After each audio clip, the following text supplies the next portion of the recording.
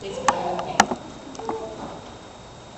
May the words of my mouth and the meditations of our hearts be acceptable in your sight, O Lord our God, our Redeemer, and our friend. Amen. He may have once called Pharaoh father. After all, he was fostered by the daughter of the ruler of Egypt. He grew up in a fine palace. He was catered to by servants. His every need met. Yet, in spite of all the advantages of royal life, he became enraged at the treatment of a Hebrew slave, killing the abuser and finding himself a fugitive from the law in a foreign land. He married the daughter of the high priest of Midian and settled contentedly, I guess, into the life of a shepherd, leaving the trappings of politics and power behind. Or so he thought.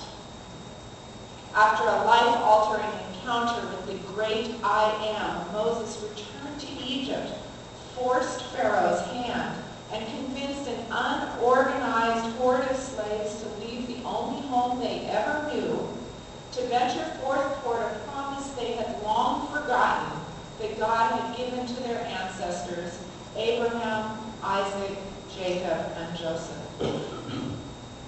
But the initial bravado, inspired by vague notions of freedom, was overwhelmed by the reality that began to set in. How does one feed such an army of refugees with no markets, no fields, no flocks? Where will they shelter from the weather? Who will direct their days? How will they occupy themselves? The unknowns and dangers of the wilderness pressed in on one side, and the known quantity of slavery and the Egyptian forces pressed in on the other, and all their fear erupted all over Moses. What were you thinking, bringing us away from all we've known? What were we thinking, coming with you? Sometimes I think we look back on these ancestors of the faith and we shake our head at their weak faith. We wonder at their lack of appreciation for their freedom. Well, I don't think we should be too hard on them, because sometimes our own efforts to flee what entraps and enslaves us feels like 2 steps forward and 4 steps back. The natures of our chains don't matter. It can be debt, or prejudice, or addiction, or lethargy, or an abusive relationship, or a sense of shame imposed upon us by others. But the saying that the devil you know is better than the one you don't can begin to feel like the truth. We can be lured by the notion that situations that we once considered intolerable are maybe to be desired over the future we don't know. We can become afraid, unsure, even paralyzed, unable to act in our own behalf. And when that happens, like did for the newly released Hebrew slaves, we might even give in to the temptation to blame others for causing the anxiety that overwhelms us. The standard human reaction to overwhelming fear that is hardwired into our brain, we all have heard called flight or fight. Well, I'm not sure the Hebrews were feeling up to a fight, but fleeing seemed like a pretty good idea at the time. But Moses said, wait, don't flee yet. Stop. Witness the power of the one who is calling you out. And when they obeyed, the waters parted, and that was when they took their first steps toward freedom. Because as they stepped onto dry land between what must have been terrifying walls of water, which could, for all they knew, have crashed down any minute, they began to be people who were not merely running from something, but instead became a people who were marching towards something new. Not only freedom, but whether they knew it or not, a new identity, a new relationship with the one who was goes for us.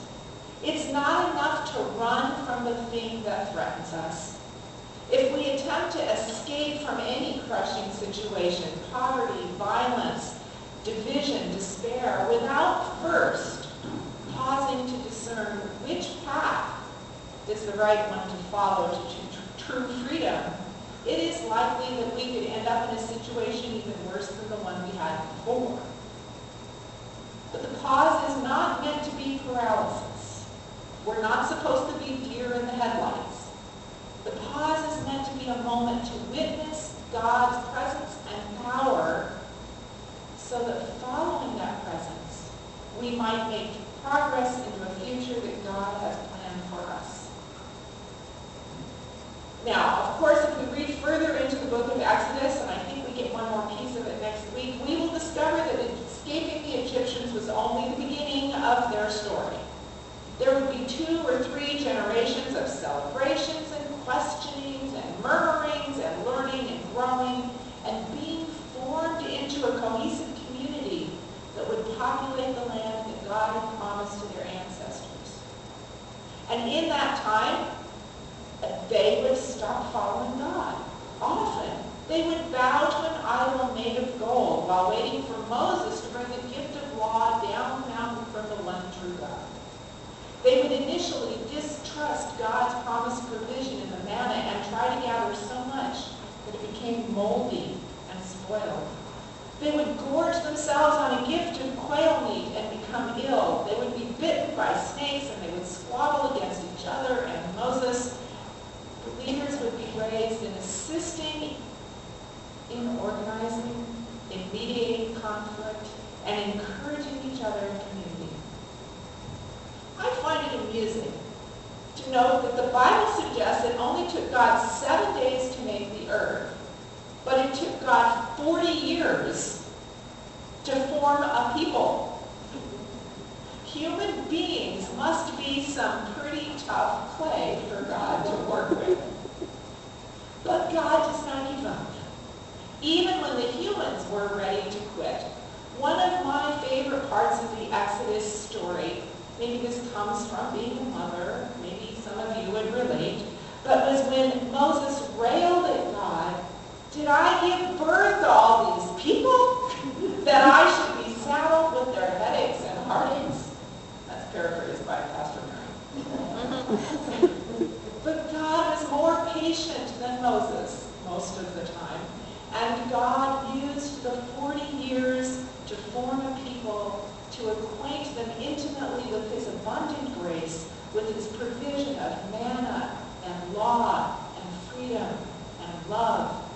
And God used the trials that they endured to help a people become acquainted with themselves, to shape them in a nation that would bear the divine light to the world. As they discovered that to the extent that they obeyed God, they were granted victory over their trials. They became stronger and more cohesive as a community. Their faith and their faithfulness grew stronger, and this in turn gave them a bit more courage the next time something came their way to challenge them. Well, God uses our difficulties too if we let him. In 1 Peter, our Bible study class has learned that our various trials can be like heat purifying a precious metal. As the impurities rise to the top and can be discarded, the metal becomes more valuable. The more pure the silver or gold, the easier it is for the artisan to see himself or herself in the liquid. Similarly, just like that, when by the power of the Holy Spirit, we allow God to use the difficulties in our lives to refine our character and deepen our faith, we are better able to reflect the God in whose image we are each so lovingly created. Now, I've got to say at this point, one of the things I really don't like about God, yes, there are things I don't like about God, is that God's people are rarely called by God to stay put and remain safe and be comfortable. There are a few exceptions. Elijah was allowed to hide in a cave from Jezebel and was ministered to by angels. David hid from King Saul the same way. Mary and Joseph and Jesus, as we read today, were hidden in Egypt for a spell from King Herod. And Jesus did say to the disciples prior to his ascension, after the resurrection, before they were to go preach the gospel of the good news of forgiveness of sins, he said, first, stay put until the Holy Spirit comes. But each of these times of rest was not a permanent hermitage. They were for renewal and reflection and refreshment so that they could be sent forth with even more power. The rabbis have a traditional take on the story of the parting of the waters. They suggest that when Moses first raised his staff to call on God's power, nothing happened right away.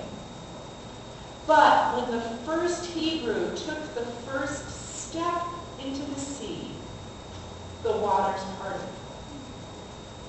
God was definitely the one working the miracle in this story, but to receive the miracle took an action of faith. Just as God called the Israelites forward into a future that only God could see the fruition of in order that they might live freely in God's love, God continues to call God's people forward. God continues to shape us to be light for those around us on the journey. We may not know what the future holds, but we do know the one who holds the future, and more importantly, that one knows us. So, what forces do you flee? What ocean is God willing to part for you, if only you would take that first step into the water? And what about us as a community of faith? Where is God calling this people? What is God continuing to shape us into?